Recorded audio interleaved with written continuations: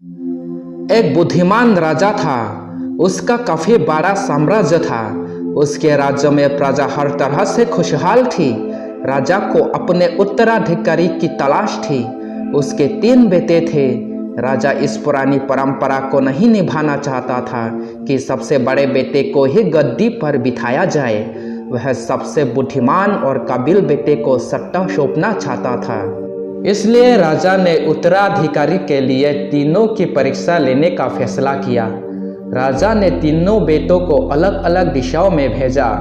उसने हर बेटे को सोने का एक एक सिक्का देते हुए कहा कि वे इसे ऐसी चीज खरीदे जो पुराने महल को भर दे। पहले बेटे ने सोचा कि पिता तो सठिया चुके हैं, इस थोड़े से पैसे से इस महल को किसी चीज से कैसे भरा जा सकता है। इसलिए वह एक मायखाने में गया, शराब पी और सारा पैसा खर्च डाला। राजा के दूसरे बेटे ने इससे भी आगे सोचा।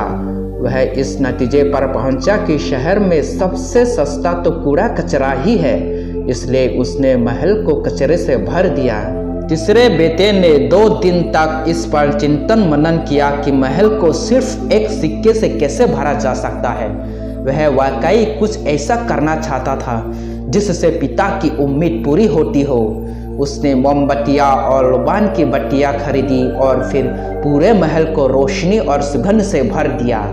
इस तीसरे बेटे के बुद्धिमानी से खुश होकर राजा ने उसे अपना उत्तराधिकारी बनाया।